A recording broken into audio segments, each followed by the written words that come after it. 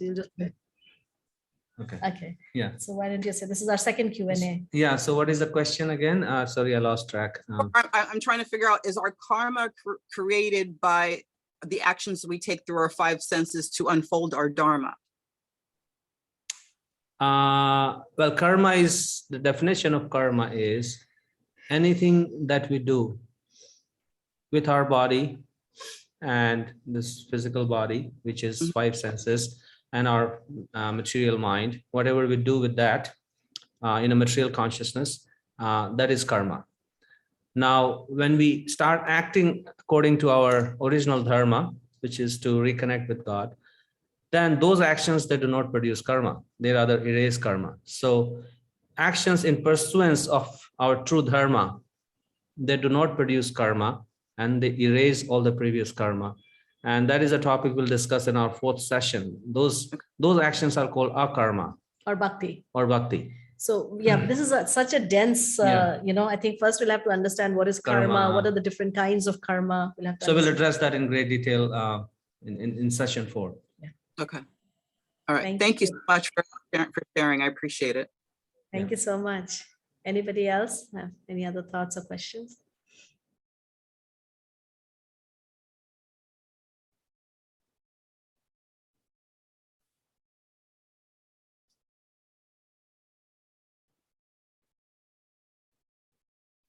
You have to unmute yourself. Yeah. I think, yeah, you had a question, right? I'm sorry, I don't see your name here, but you have to unmute. There it is, finally. Yes. Yeah. Good morning, and thank you very much for holding these sessions. It seems that every time I hear you speak or another member of the group with a comment or question, I realize that you are answering something that has been lingering, perhaps. I want to say festering, but it isn't a negative emotion at all. But I realize that you are answering something that I didn't even know needed an answer. And I appreciate that so much about these sessions. It's as if I feel very comfortable and know that I am in the right place. And I'm just beginning this entire experience and study. So I'm full of gratitude, very much so, and appreciative of what you do. And if I may, I'd like to ask a technical question. This is, it takes us probably off topic. It isn't about any of the suggested contemplation that you've made this morning, but the act of the actual physical act of reciting the chant. For someone like myself who speaks naturally, very slowly, what is the I'm having a little difficulty, I think, in keeping up with the pronunciation. I can't always wrap my mouth around the chant. Suggestions from you, perhaps? Yeah. So, I mean, in this session, I think we go at a certain pace. But you can find a pace that suits you. You don't have to follow that pace when you're doing it on your own. You can go very slowly, like Hare Krishna, Krishna Krishna, Hare Hare, Hare Rama, Rama Rama, Hare Hare. So you can start with that pace, whatever pace you find comfortable, and gradually your muscles and your voice will be able to speed up a little bit. It will happen naturally. And you just go with what is comfortable and easy to pronounce. Yeah. So there is no recommendation that you have to chant at a certain pace. We all That's have good. And Yeah. also, I think right now when we chant, we are chanting a little bit louder than we, if you were alone, Yeah. we could actually, it can be just like so soft that it's just audible to ourselves. Yeah, that's Mhm. another good point. That would also help, because then you would not have to strain so much. Yeah, like, Yeah. yeah, you can just chant softly, Hare Krishna, Yeah. Krishna Krishna, Hare Hare, Hare Rama, Hare Rama, Even softer Rama than that. Rama. Even softer, yeah. Yeah. So then you Yeah. don't have to spend so much energy, yeah, in speaking it Yeah, out. yeah. Thank you very much. They're very helpful suggestions. Thank you. Yes. We Yes. missed your name. Could you share your Oh, name again? my name is Jean, and one of these days I will learn how to operate this machine, and I will get my name on there as it should be. I've got to learn to push the right buttons. I completely, I empathize. It's so funny. Like sometimes when my son is here and I'm, okay, what do I do in my bed? And it's like, Mama, do you see that button? All you have to do is just press. I'm like, how did I not see that button? Exactly. And yes, and then a miracle happens, right? Yes. Yeah. Yeah. Well, thank you very much. Thank you. Jen. Thank you, Jean. Anybody else? I guess we're waiting, right? It's Yeah, we're 8 waiting for minutes. the Q&A to start in Yeah. 8 minutes. So But we can, keep talking if Yeah, if we you can guys keep like to. Yeah. Anything. I had a question. Right. This is Jenny. Jenny, Hi, go ahead, Jenny. Jenny. I guess I've been wondering, we say Hare Krishna, but we also say Hare Rama. And is excuse me, I've had a bit of a cold. Is Rama another aspect of Krishna? And what would that aspect be, I guess? So there are all of these names in Sanskrit, in the Vedic tradition, and even beyond. So each one of those names, they have a certain meaning. So Krishna literally means the most attractive person, like a huge magnet that has the power to attract each living entity. And it is described in the Bhagavad Purana that Krishna attracts the animals, and sometimes when the river, so the movable objects become immovable and the immovable becomes immovable, right? When he in his presence. So that's Krishna, all attractive. he can attract all living entities regardless of our origin. Yeah. Right, regardless of our culture, regardless of which country we are born from, which species we are born from, because those are all superfluous. And the soul is what is attracted to Krishna.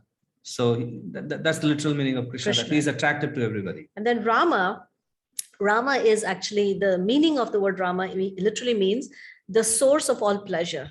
So actually just this morning, just today, I was eating a piece of ice cream, and I was thinking, if ice cream can taste so sweet, then the source of this sweetness, the source of all this pleasure that I experience in eating this ice cream actually ultimately finds its source in Rama.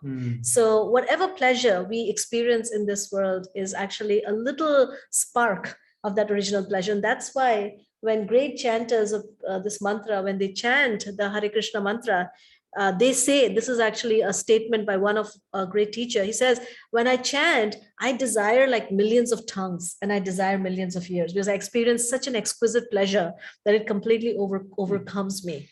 So that is the meaning of the word Rama. So it's the same person with countless names. Then we'll also come across another name for Krishna, Govinda. Govinda means one who is, who gives pleasure to all our senses. Then there's another name for Krishna, like that. It goes on and on. You'll keep coming across in the Bhagavad Gita. There are so many names of Krishna. There's Achyuta, that is first chapter. Achyuta, like you attend his classes, many of you. Achyuta means one is infallible, who never falls down. And who never lets us down. So, everyone and everything in this world, actually, ultimately, they may let us down. But Achyuta means one who never lets down. So like that, it's actually very fascinating, because you keep coming across these different words, and each word actually has a certain meaning, which is actually an attribute of that absolute truth. Yeah. But Krishna means, it includes within it all the attributes, because for someone to be all attractive, they have to be infallible. They have to, give pleasure to the senses, right? All of that is included in that one word. And that's why Krishna is the most endearing name of that absolute truth. I don't know if that helps. That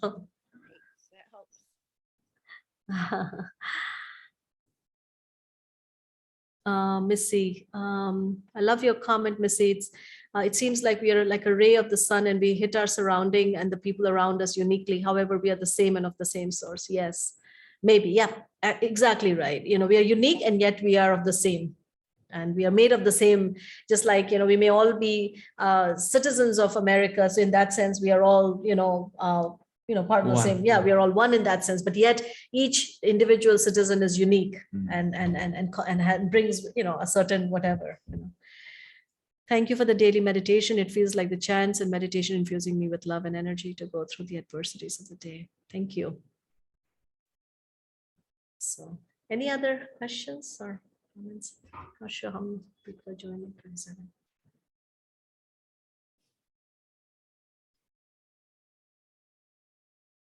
Min, any thoughts from you? Oh, thank you so much. I love coming to meditation every morning.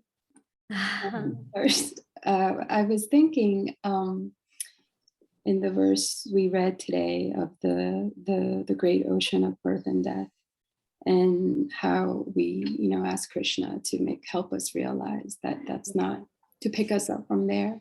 And I was remembering what you said in the middle of the week about suffering and how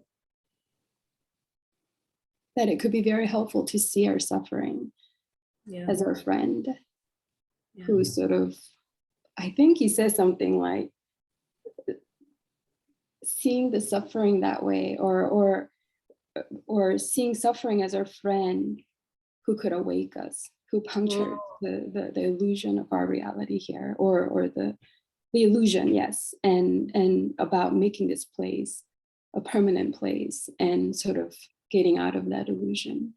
And I was thinking also that made me think, during the week, how do we look at then the suffering with not just the suffering we're experiencing now at present moment, but sufferings that we've experienced in the past that might have sort of like left pain in our hearts.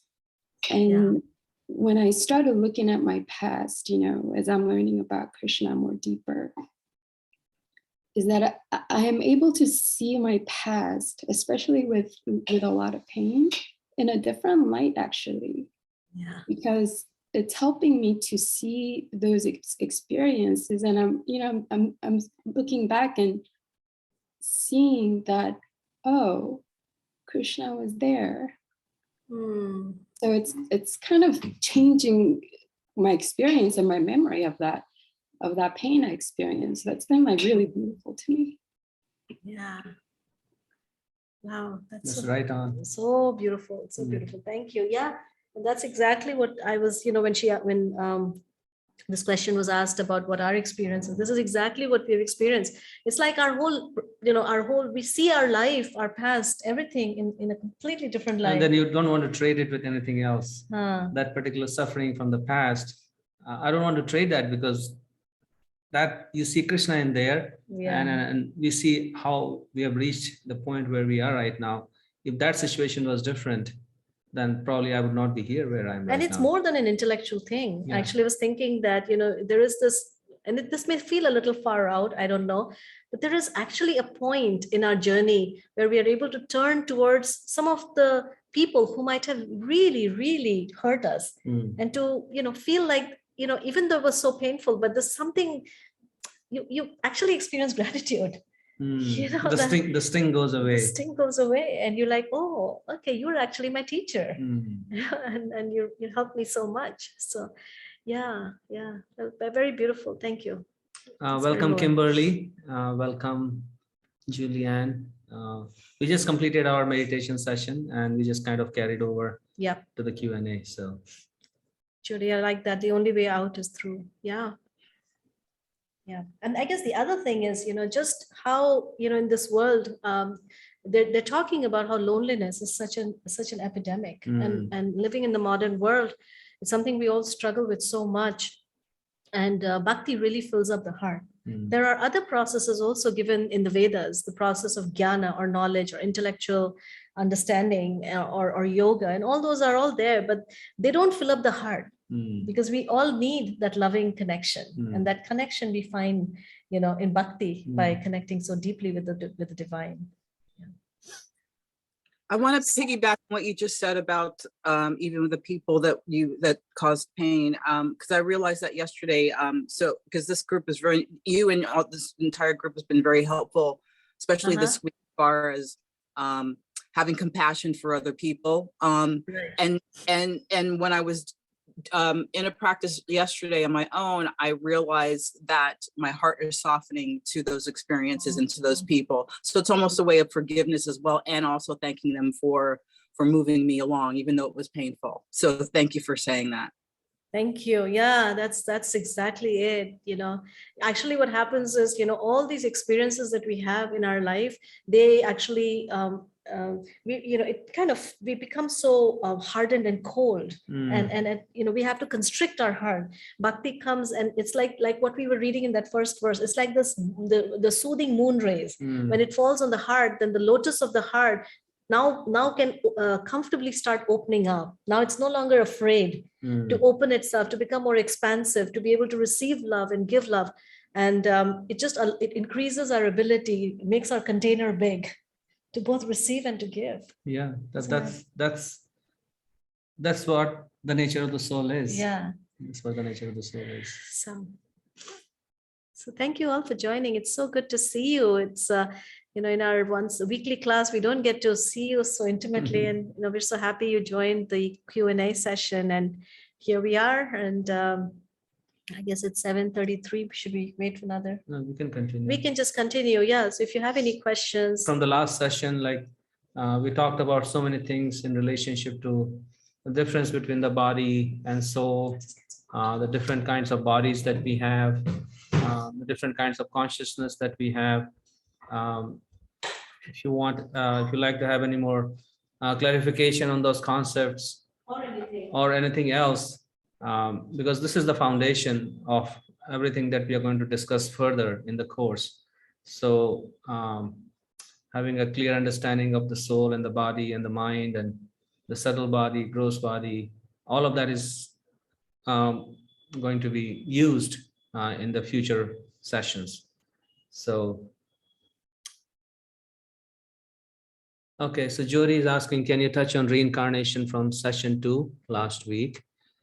Yes, sure, we can do that. Let me just bring up the slides from session 2.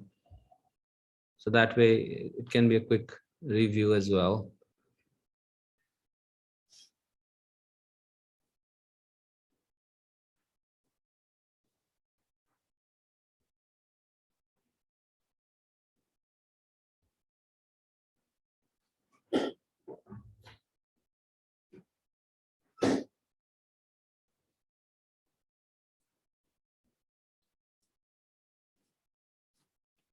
what are we doing? She wants a review on reincarnation. Okay, so let me share the screen just 1 second. So the word reincarnation, incarnare means body, getting a body, and reincarnation means getting a new body. So reincarnation simply means that the soul is changing bodies. The soul is continuously changing bodies. Even in this life, our bodies are changing, like our body from childhood to youth to adult life, and then old age and things like that. It's continuously changing. When we think that that is me, but that is not me. The body is not me. The bodies are changing. So we are continuously reincarnating. And at the time of death, the soul gets a new body. The soul is transferred to a new body based on our desires and actions in this life. So how we have acted, what our desires are, that forms the basis of the next body that we will get. And that is a fundamental principle of reincarnation. And God sitting within our heart, He's monitoring all our actions and desires. So he facilitates our transfer to a new body. Bhagavad Gita describes that as like changing our clothes. So we go to bed in the night, and in the next day when we wake up, we take a shower, we change our clothes. So that is reincarnation.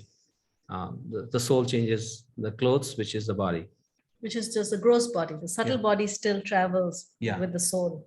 So we talked about that as well, that the subtle body that we have right now, that which is our mind, it's the same mind we've had for countless lifetime. And hence we see certain proclivities in people. So when you have children that are born, we see that even with twins, each child actually comes with their own personality, as if they're sort of on this on this journey.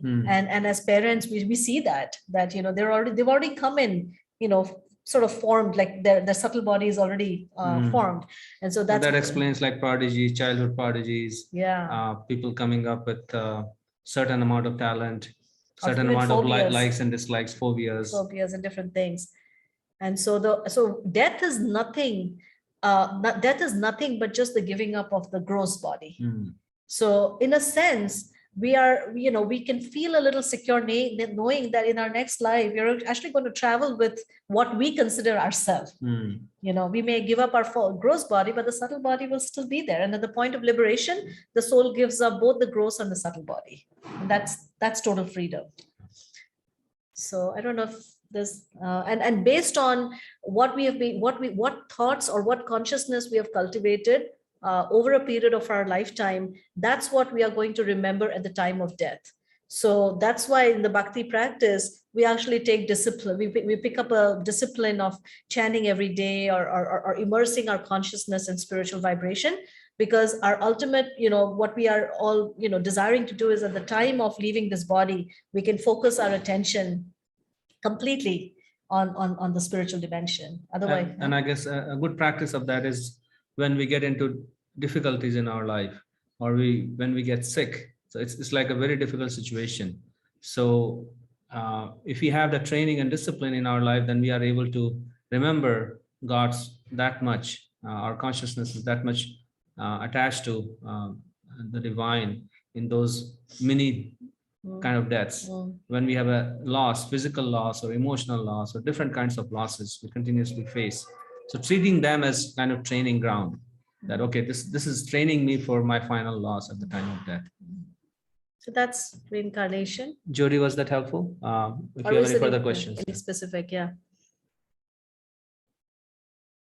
Yes, that was perfect. Thank you.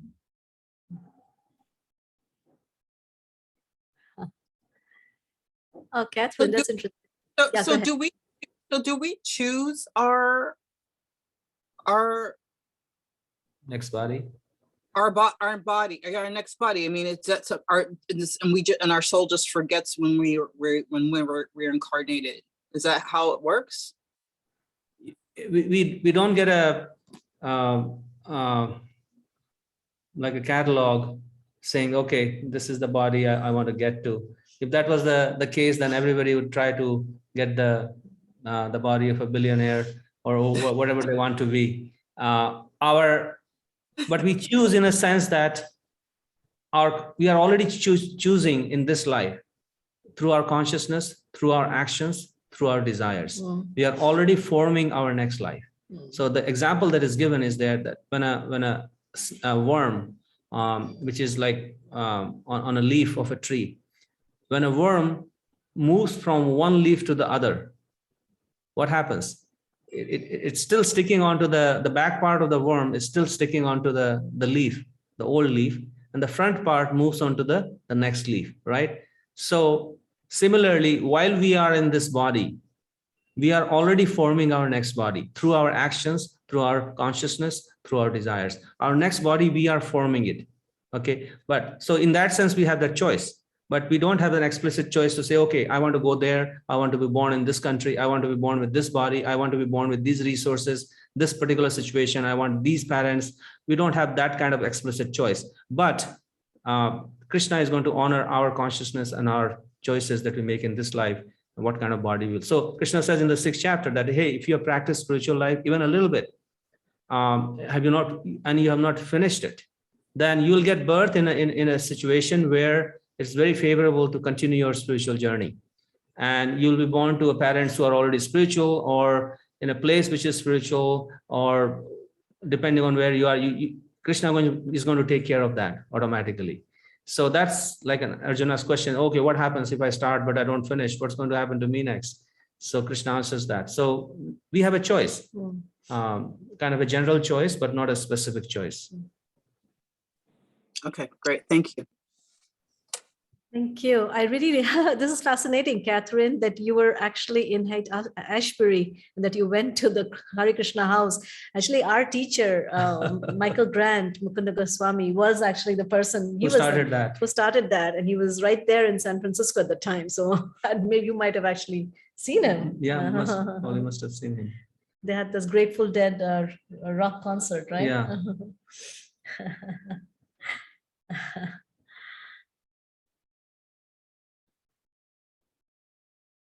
Another good question. Is there a way to remember so that it doesn't feel like we start from scratch in this life?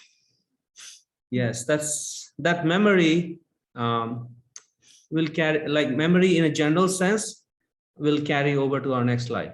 So if we have any spiritual inclination, if we have done anything spiritual in this life, that progress, Krishna says, is always preserved. So like say we started out in kindergarten, we did our first grade, second grade, third grade, and then we pop out.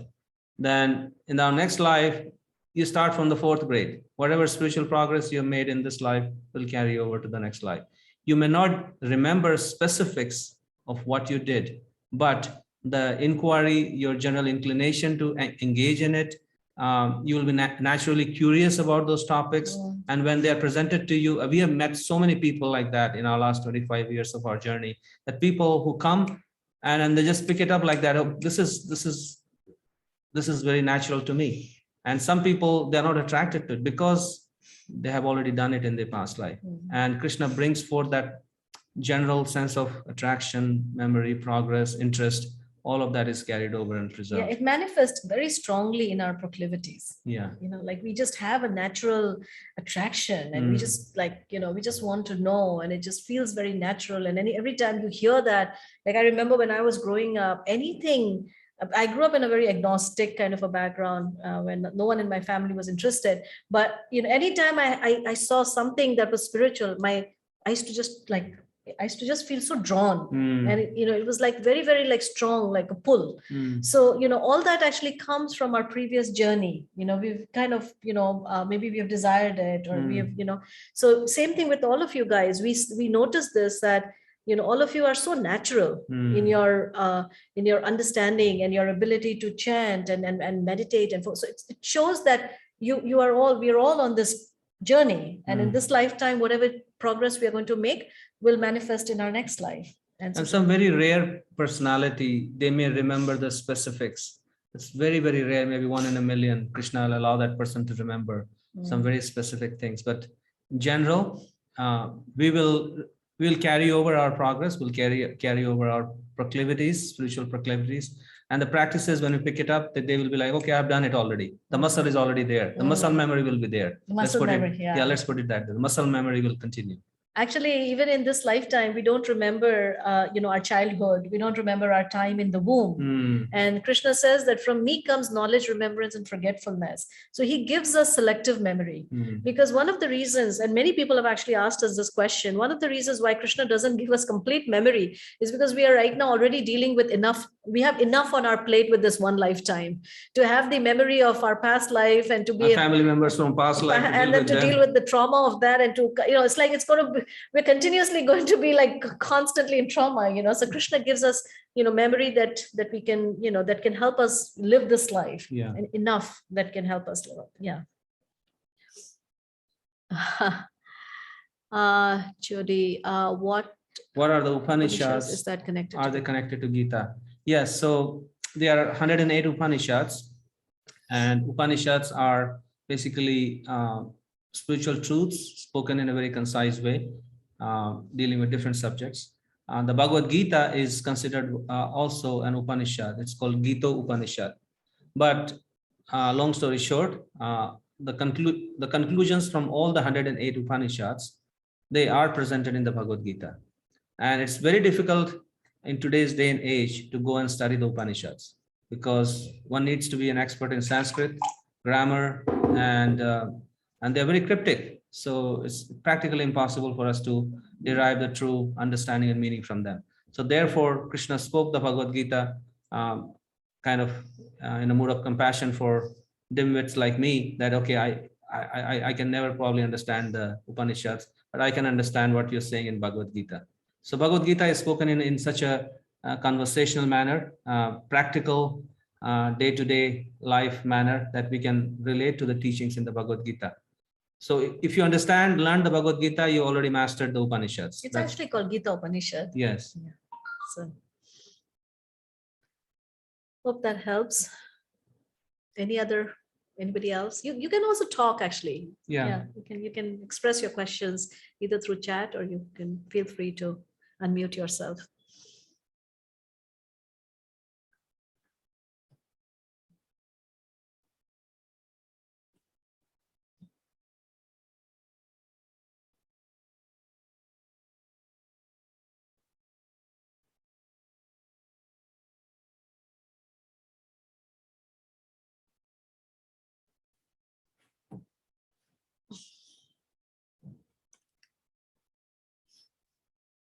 I have a question for you. Yeah. Um, Yes. And it's actually more of a request, maybe. I was reading the introduction, and I came across a point where he says, let me see, it's something about it's just like how a woman's actions are controlled by her husband. And I'm just having I'm having a hard time getting past it. Right. And I was wondering if you could help me with that. Sure. This is like one of those things that we have to unpack it. This requires some unpacking. I think we talked about this briefly, I think in our last session, perhaps, where there is a lot in the Bhagavad Gita and in the Srimad Bhagavatam. And some of it is in the realm of essential truth. Some of it is in the realm of relative truth. So there are certain things that have to be and cultural context. And cultural context. And so there are certain things that have to be adjusted according to time, place, and circumstances. So the Bhagavad Gita, and especially this commentary on the Bhagavad Gita, was spoken in a certain context. It was post-British era. The society that Prabhupada actually lived in was a certain society where women lived in a certain way and had certain roles to play, and so the commentary actually comes out of that. And actually, even the previous teachers, they all lived in a certain social atmosphere, cultural context. And so, so we see that in all of these writings, sometimes we will see references as such that, women are supposed to be doing this, women are supposed to be doing, that. But what's interesting is the same person, Prabhupada, when he started interacting with his disciples, he actually applied those principles in a completely different way. Opposite way.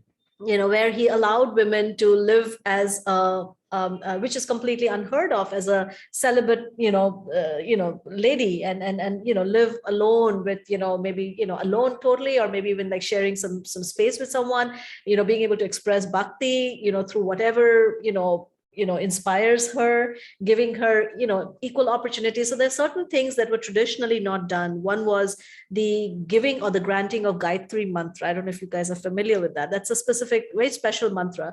So Prabhupada kind of like allowed, like he kind of broke a lot of these rigid, gender defined roles which were there. And, he allowed for, bhakti to be much more inclusive. Yet we cannot discount the fact that he still came from a certain cultural context, and we'll still come across those statements.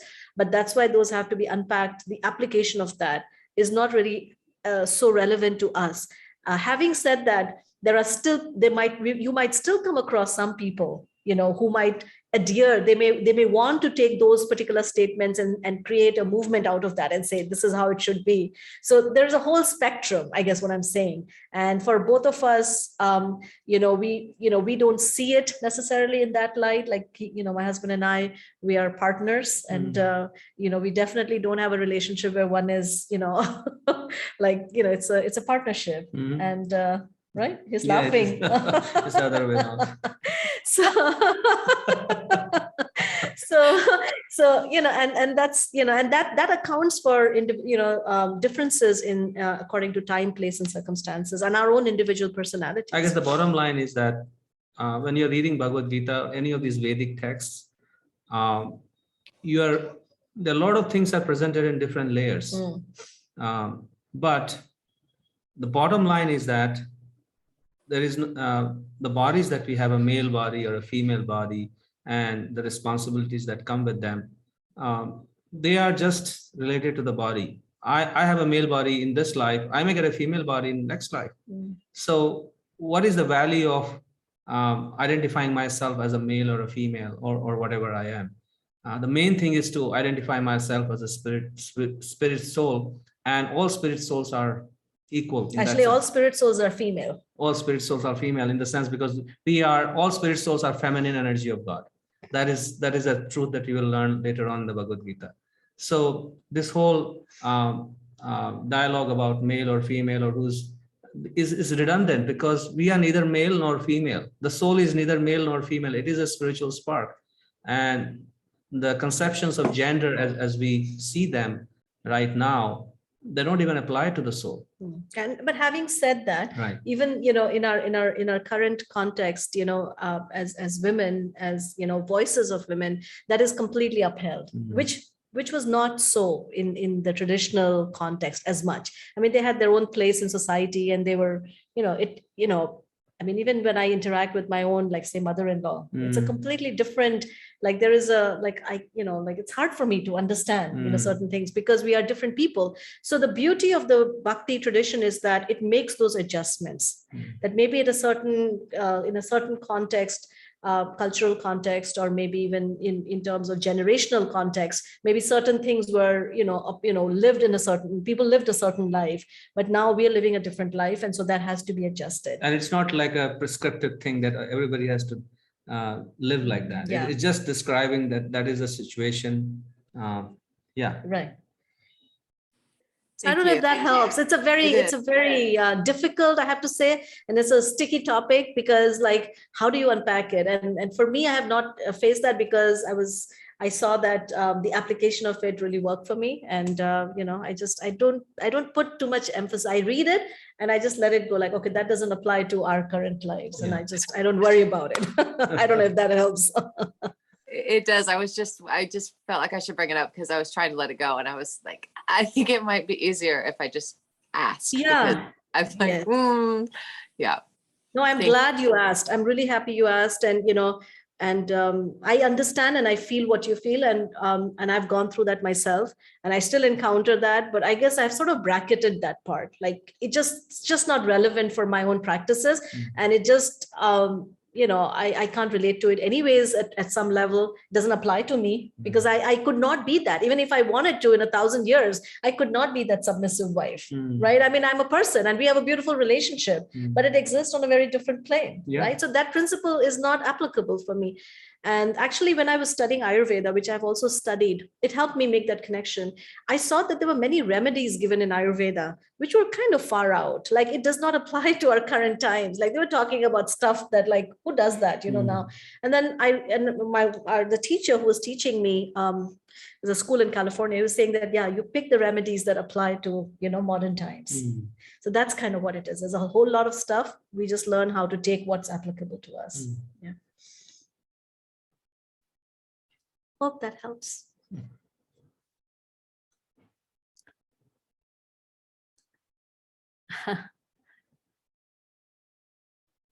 If someone else has any other thoughts, either on this or on any other topic, I'd love to hear your realizations too.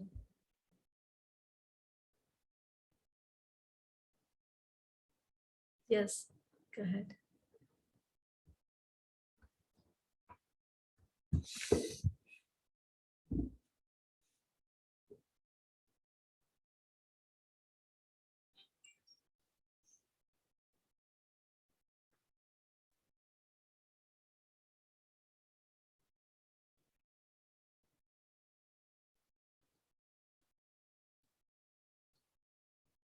Okay, Julian, your question is, can we talk about the fourth consciousness, Turiya? I have a hard time understanding.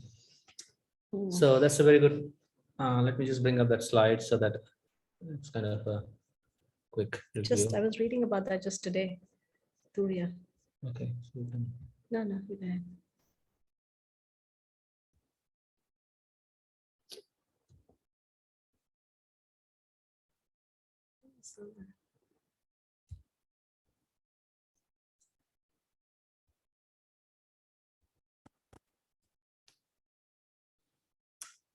So right now, our consciousness in this material body is mostly directed to the body, the mind, and this is just body-facing consciousness. But the original consciousness of the soul is to face God and to be connected with Him. So, and that consciousness is right now all covered over. So, but as we make progress in our spiritual journey, then that consciousness, original consciousness, which is directed towards the spiritual realm, that starts becoming predominant, more and more dominant. And practical proof of that is that we are not affected by things of this world. Our interest and our attention goes more towards our spiritual journey than just taking care of affairs of this life. So that is Turiya consciousness. And it starts the very first time we express an interest or we inquire about who am I, why am I going through stuff in this life? I want to learn more about my true nature or about God. That is Turiya consciousness. Those questions that we inquire about, that is coming from this Turiya consciousness. And that grows more and more and more and more. It's the fourth realm for the consciousness, right? Where we are no longer identifying with either the gross body or the subtle body. We are no longer, I think somebody just mentioned about the soul not being of any particular gender. So we're no longer identifying with any gender. It doesn't matter to us. We don't identify with any particular country or any particular race. It's just the soul is now this pure spark of consciousness. And when we start acting on that platform, then that's the Turiya consciousness. So it's more than just awareness. It's actually our actions are also on that platform of in that Turiya consciousness. I don't know if you have any specific question on that, or if there's something that I was doing the homework and I can conceptualize the three others with Turiya, and Turiya can be experienced and remembered in the gross body then. In this very body, one can be fully in this Turiya consciousness. So that means when somebody reaches that full Turiya consciousness, that means this body is no longer a material body. It's kind of, the body becomes spiritualized, the mind becomes spiritualized. It's like putting an iron rod into fire. And if you keep the iron rod enough in fire, then the iron rod becomes fire, like red hot iron rod. It is like fire. So similarly, when we reach that Turiya consciousness, then everything about us becomes spiritual. Our body, our mind, our thoughts, it's like fully red hot iron, like fully spiritual. And that is the practical proof of this Turiya consciousness. We can see in the life of great saints, all across all traditions. You'll find that across all traditions. They reach that Turiya consciousness. Thank you. Anyone else?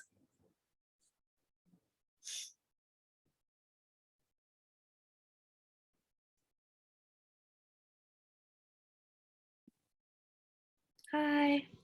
Hi, Kara. Thank you guys so much for this beautiful class. I'm so grateful to be here.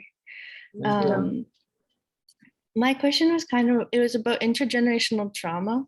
Like when we're talking about like the consciousness that we've had now is the same mind that we've had for lifetimes.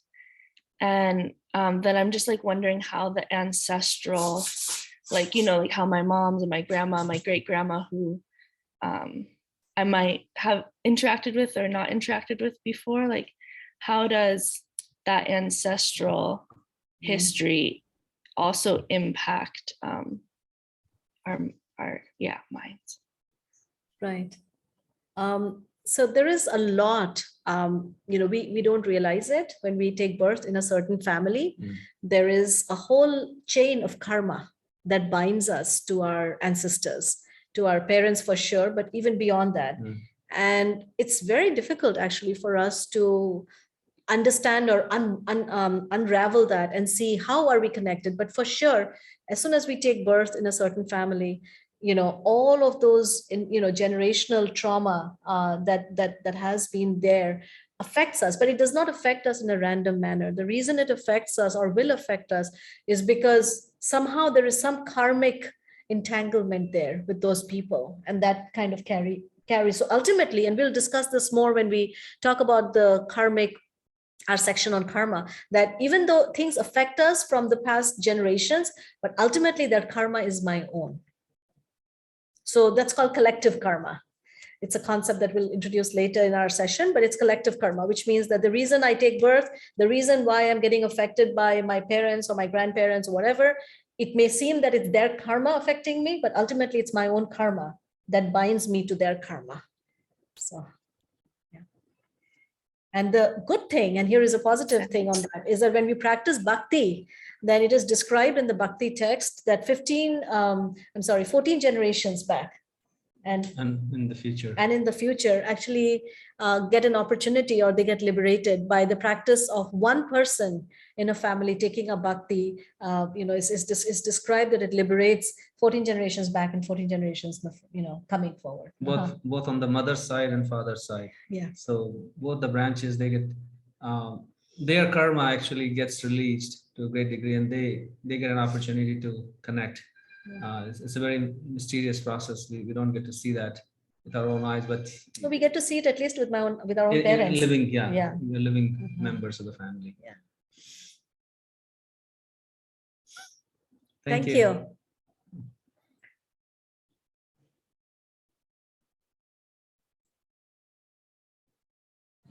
Any other questions on session 1 or session 2? Or anything. Or anything else? Hi, go ahead, Christy. Oh, sorry. Reading from text 8 through 10 about reincarnation, and giving an example about the pig, and then Krishna's purpose for giving us this knowledge as far as gravitating and doing things that naturally come to us. So is that also part and parcel of us getting closer to our Dharma, in a sense, unfolding our Dharma, in the sense that it's important for us to fall in line with what we naturally gravitate towards and not ignore that? Sorry, which text you're referring to? For instance, I love to dance. And even though I have some as with age, some things that are might be hindering it, my soul still feels a need to dance. So what I'm saying is, therefore it's important to me to continue it at a different, I guess I have to find different ways to do it. But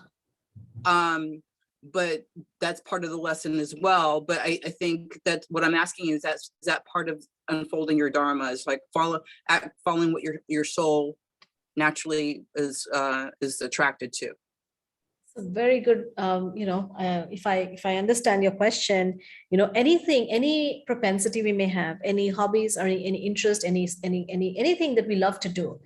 In the process of bhakti, we don't have to actually give it up, even though it's part of our, it's our journey here, it's our karma, whatever. What we can do is actually use that or dovetail that or connect it to our mood of service to the Supreme Divine. And in that way, it then becomes karma yoga. It becomes a form of yoga. So any activity, for example, if I love to dance, I can dance for the pleasure of the Supreme Divine and use that as as a vehicle to actually execute my ultimate dharma of love and service. And then it no longer is just a karmic thing I'm doing, but it's actually part of my dharmic. It becomes my part of my supreme dharma. That's the art of, Krishna says in the 2nd chapter, he says that's the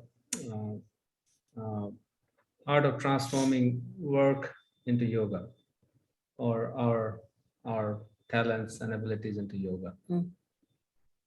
Okay, thank you very much. Yeah.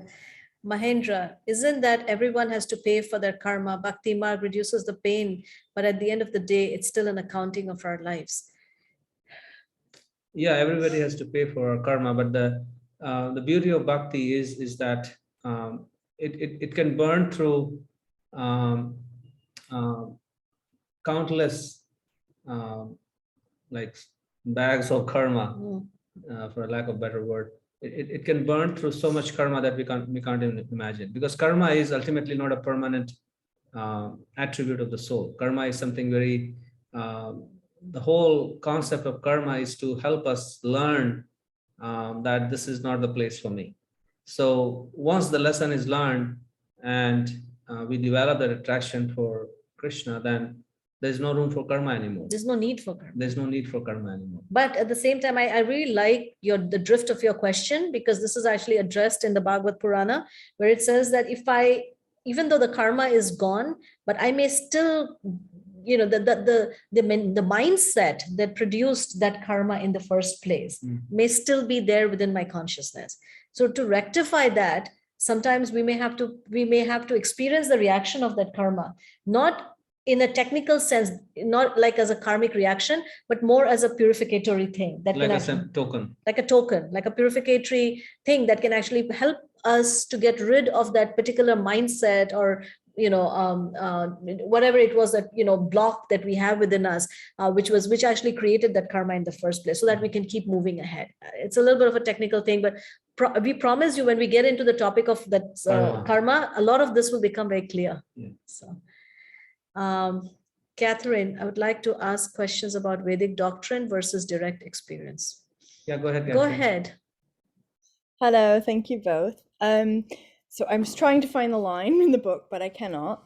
And it was actually a commentary after a line from all of the person who writes all the commentaries. And they said, you have to just take what the reality of Krishna is from Vedic literature. But, as a very lower level yogini, I was privileged enough to have a beautiful moment in my training of just the understanding of the universe. I came back to the moment directly after my birth, and I had awareness of how difficult my mother's birth would be with me, and, oh, it's you. And it was just a beautiful moment during a body scan, a very simple body scan that my teacher was teaching on a quiet, warm, very womb-like day. So for me, that was the belief that I needed. I was blessed with this tiny experience of eternity, and that's the beginning of everything, to have direct felt experience of what's, and I never questioned it from then on. But for someone who hasn't had this, and you as experienced practitioners, when I read something like take it from the literature, the question is almost like, how can words of believe this versus direct experience be aligned? It's so difficult. Perhaps you understand better the question that I am asking. Oh, yes, absolutely. It's such a great question. And this is something that we will encounter, since you guys are reading these books, that every statement that we see there has to be counterbalanced. So we just on the basis of one statement, we will not be able to actually understand the full import of what is being said. What you're saying is exactly what is being said elsewhere in the Bhagavad Gita, where there is a verse which says that, pratyakshava gamam dharmam susukham kartum aveya, which means that this knowledge actually has to be understood or seen it for oneself. So through experience, through personal experience, not someone else's experience, not through just word of mouth, not through just even reading a certain text or book, an ancient book, even though it's written there. One has to actually experience it for oneself. And it's interesting that the same person who's translated that, he's saying that, but he also talks about the science of self-realization, where he says that self-realization is like a science. It has to be seen. It's not just based on a belief system, or just because someone's saying that, or it's written in that book. I mean, that's a starting point. That it helps us to understand what the doctrine does, or what the text does. It helps us to unpack and understand our experiences, because we may all have different kind of experiences. So if you just dependent on our experience, which sometimes could be a completely spiritual experience, sometimes it could be coming from our mind, creating an experience. So it will be very hard for us to kind of filter out like the true reality. So where the texts come into the picture is to help us understand those experiences and then grow from those experiences in a good way. And it's knowledge. Basically, it's knowledge. Like if you want to study physics or chemistry, we study the text, then we go to the lab and we do the experiments, then learn it ourselves firsthand, and then we study some more and then go back to the lab, and this cycle continues. So this is what I guess Right. yeah, So what's going on. there's a theory part that is being given, and that's sort of the doctrine. Yeah. But we don't just stay at the level of the doctrine, because then it won't be real to us. So we have to, we have to realize it ourselves, and that for that there's a process. And so the two actually, go hand in hand. And people who just stick to the doctrine can sometimes, they may appear very fanatical or very rigid, but when you are realizing it and when you're practicing it, then it expands and you see the reality, right? And then you can understand the doctrine also better in the deepest way, because right now, just on a superficial level, the doctrine may appear to be rigid, and it may appear to be like sort of like, okay, this is it. And that's how fanaticism happens in any tradition. I don't know if that resonates. There's a balance of both, basically. That's a balance. It does. Thank you. And I kind of wanted to follow that up with the body had been mentioned in some of the readings of session 2. And this was a very bodily knowledge, because again, I was in basic yoga teacher training doing feel your wrist, feel your hand. And then I went back in 5 seconds to the beginning of the universe before my birth. And then I'm in my mother's arms in this lifetime, feeling her love and realizing she had a near-death experience having me. And I realized, like, whatever has happened to us in a past life, oh God, this was a tough one. We weren't sure to make it, you and I, as an infant and a mother. And oh, it's you. Like, I don't know how to explain it. I recognize her. It's like, oh, you're my mother this lifetime. Oh, hey, what's up? And I hadn't yet studied philosophy. We hadn't gotten to that section yet. So anyone who scientifically wants to say, oh, you just imagined it from this and that, but it very much came out of the body. And so because so much of what we as Westerners learn is yoga asana, the athletics. Yeah. There were some beautiful lines. If you might, you can know better than I what I'm trying to ask. What is the body and the wordlessness, that wordless place of feeling that communicates it? If you can explain, perhaps. Yeah, no, And that perfectly coincides with what Krishna is speaking in the second chapter, how the experience that you had of being held by your mother, and that's a very legitimate experience, because this is what happened, and you are granted that memory, right? Most of us, we are not granted that memory, but you had the privilege of living that memory, and because you are a soul, you are not a body, so therefore you could remember that experience. The body doesn't remember. The body doesn't remember because body is dead. Body is always dead. The only reason body is alive is the soul is present in the body. The only reason mind is alive is that the soul is there. So the soul is ultimately what experiences anything. And you were given that privilege. So now you can correlate that, yeah, I'm a spirit soul. I was given that privilege to remember that experience. My mother is also a spirit soul. She went through this near-death experience because that's what she experienced. So yeah.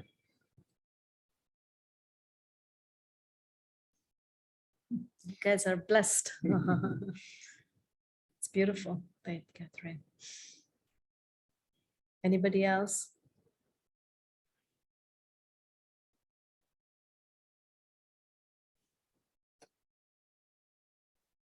There's a beautiful quotation just on that same note, doctrine versus direct experience, which I really like. It says that, any spirituality without philosophy is, sometimes it can be like a sentiment, or at worst, it can be fanaticism.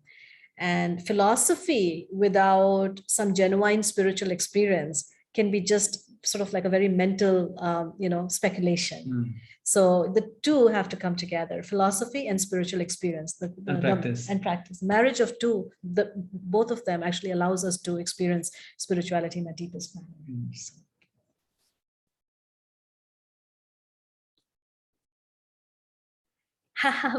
Would you say again, where are we located? We are actually in a place called Mayapur. It's in West Bengal, east of India.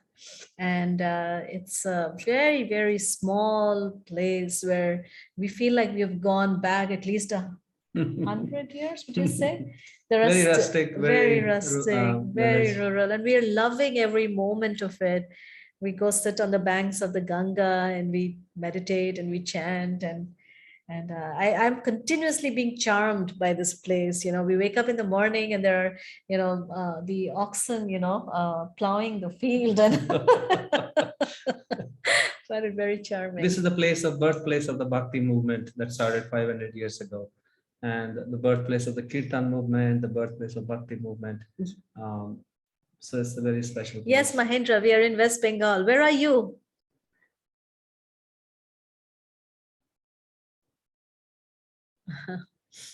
Right, Maryland, you're in yeah. Maryland, right? Yeah. Yeah. Right now we are in West Bengal. We're coming back in May.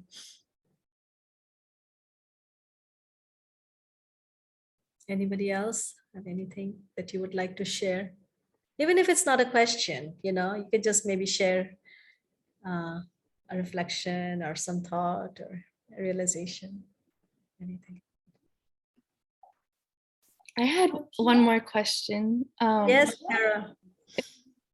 It was kind of about like at the end of our last session when we were talking about kind of being able to rise above the emotions and being, I forget the different levels, but being in that higher level of consciousness. And there was this quote that was like, people in this world touch this body only, they can never harm us. And my curiosity around that was like, what is the difference between, this state of calm awareness and dissociation? Say that again. Say that again, please, if you don't mind. Could you? Like, what's the difference between, like, let's say someone is harming you in some sort of way, verbally or physically or whatever, and you are moving kind of like you're kind of watching, and you're being aware of like the different aspects at play and whatnot. Like there's this level of mature consciousness, but then there's also like the route of just dissociating. And I was just wondering like how to differentiate the two. Okay, so this is actually a state of great awareness. One is not disassociated. One is actually, one is very much in the body. One is very much, conscious. And so whenever we talk about spiritual consciousness, the emphasis being on consciousness, that means that we are fully conscious, fully aware. And, but we, because like you described, because our consciousness has risen to such an elevated level that it is, in spite of the fact that a practitioner of bhakti sees things as they are, but it does not affect. So it's not that, for example, it's not like when a devotee is cut, they don't bleed, or when things happen, then it does not. We'll see that actually even with Arjuna. Arjuna is a very classic case. He'll hear the whole Bhagavad Gita, and then the war will happen and his son dies. And at that moment when his son dies, then he goes in the state of grieving, and he's grieving over the loss of his son. So this was a question that was actually asked to Prabhupada, that, how is it that after hearing the entire Bhagavad Gita, Arjuna grieved for his son? So Prabhupada said that becoming spiritual. Where Krishna says in the Bhagavad Gita, you should not grieve for the body. Yeah, where Krishna is telling Arjuna, don't grieve for the body. So how is it that Arjuna is grieving? So Prabhupada said that becoming spiritual does not mean becoming non-sentient or losing a connection with our emotions, or losing the ability to feel pain or to experience, sadness and all that. We do experience all that. But the difference in Arjuna's case, and Prabhupada used that as an example, that in spite of all that, he chose to still stay steady on the path of his spiritual dharma. And so courage is not the the absence of fear. Courage means in spite of that fear, one still chooses to walk the, path of dharma. And that's what makes it real courage. So there's no, it's not, there is a, so there is full awareness, there's full experience of So what. those emotions, they do not become us. Like we will experience emotions and pain, and all those feelings will come when somebody hurts us or whatever. We'll experience those, because that is the nature of the soul, to experience those emotions. But we will not be overtaken by those emotions, and how we respond will be different, and how we process those situations will be very different in the case of a person who's becoming spiritual.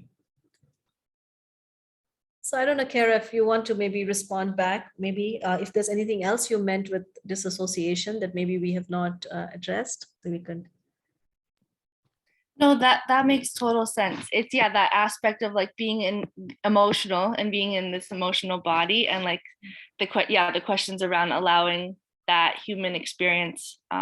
Thank you guys so much for touching on that. Definitely. I mean, bhakti is not the giving up of human emotions. It's actually the refinement of all, bringing out true emotions, because the soul is full of spiritual emotions.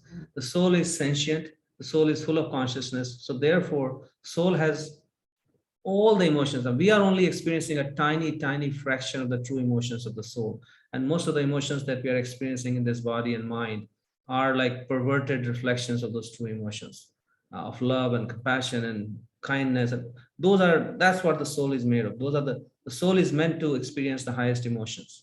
So, and this process of bhakti allows us to give up those other emotions that are not us, but really bring out the true emotions. But even as we are going through our, transition where we are sort of in this in between, then, one must, because sometimes there is a tendency when we hear this knowledge to sort of become a little stoic, or feel like, okay, now I cannot experience, like this grief, because this person has left or whatever. So, but that becomes again another layer that covers us. So we must allow ourselves to experience, the emotions, the grief. And then as we go through the grief, in a state of bhakti consciousness, then that grief, instead of, it'll actually bring us to a deeper and more richer experience of bhakti. So it's an art of how to grieve in bhakti. It becomes a fertilizer, actually. Yeah. Every experience becomes a fertilizer that adds to our growth. And so will we touch on that later? Like just talking, because that's what I often find, is that I get mad at myself for having these big emotions, right? Like I'm holding this theory in some regards, and then I'm like, oh, why am I still experiencing this? I just kind of like want to rise above them. Right. And so we'll talk about the processes of yes, and the art of grieving. The other thing we could do, and I guess we haven't mentioned this, is some of these questions, we are also actually offering. We're planning to offer one-on-one mentoring, and we are updating our website, so that will be available by next week. So that way you can sign up for a free consult, like a 30-minute free consult, and then we can together decide how we want to go about that and arrange that. So. Yes, a lot of it can be. Yeah, a lot of it can be discussed in that as well, because these are, deep questions. I mean, a lot of these we will address also in our Q&A, in our meditation, in our classes. But if there's extra need that, you guys want to just, come together and talk about different things, we are definitely available, and we can do that. If you find yourself in a place that you cannot meditate to find grounding, are there other ways to stay in touch with your higher consciousness? If you find yourself in a place that you cannot meditate, are there? Yeah, you can listen to others meditating. That's there also. Or you can listen to kirtan. You can listen to. You can read, or you can reading itself is a meditation. Reading is a Bhagavad meditation. Gita, Yeah. Or any spiritual text. Yeah. The process of mantra meditation is very, very powerful. It's a very, for those of you who are coming every day, you're experiencing it. It's very, very fast. But again, for whatever reason, if that's just not possible, then the next best is when you're cooking, when you're driving, when whatever you're doing, you can have that mantra going on in the background, and that'll also. Or you can even remember in your mind. In your mind. If you're not able to physically say it in a situation, you can just remember the mantra in your mind. Mahendra, Sanatan Dharma. Okay, yeah. So how goes the same? Oh, Kevin lies. Okay. Yeah. Yeah, just by being an instrument of positive change, we actually can bring about a lot of positive change in the world. And so, whatever change we want, at whether it's at the government level or it's at a social family level, we have to become the change we want to see in the world. So, Judy, can you tell me about the lovely beads? Yeah, so these are beads that are made of holy basil, tulsi, and they're supposed to be they're supposed to protect us. And it's also an indication that I've accepted a spiritual discipline, a spiritual life. And if you guys like, you can also get these beads and you can also wear them around your neck. They're very auspicious, they're very powerful, and very purifying, very, very purifying. So if you're interested, you can also get them. Just let us know, and then we can see how we can make that arrangement. They're made of holy basil. Christine, I've been doing that and it helps clear the excess ego thoughts in my mind. Thank you for that validation. Yeah. Yeah, the process of mantra meditation is very, very powerful. And of course, also another thing, just in response to a previous question, how do I find the grounding? Oh my God, I should have said that before. It's actually the act of showing up. Like just actually bhakti starts through the years. And so what we are doing right now, coming together, discussing, hearing about spiritual subject matter, that is actually very, very powerful. I actually remember there was this one lady, who used to come to our sessions. This was in person, and she used to sit right in the corner, and we never, ever, hardly she would ever ask a question. And, it was just like she was just there in a very sort of passive kind of a way. And yet, when her father passed away, we actually went over to meet her, and we thought, okay, we're going to maybe go over and, be present for her. And we were amazed to see that how all that knowledge that had gone, it was just something that it was just going inside of her, and it all manifested. She was comforting her family members, and we felt that she didn't really need much comfort because she was doing the act of comforting others. Yeah, she was so, and then we realized that, this is actually the grounding that you're talking about. Even if we can't do anything else, even if we just show up and we just allow this vibration to go inside our ears, we'll see that in our moments of great crisis, then how this will lift us up. I actually saw that with my own father. He left, he passed away like last year. And we, by divine providence, we happened to be there when he left. And we saw, even though he was not a real dedicated, practitioner, but, when he left, he was like, his consciousness was very, very grounded. So it was because of years and years of just being in this, in contact with this sound vibration.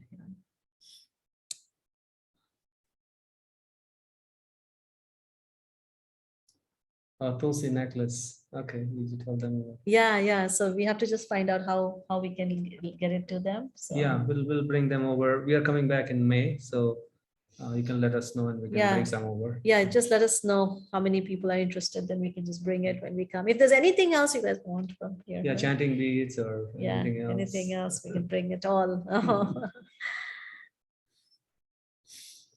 All right, so it's 8:29. There's nothing else.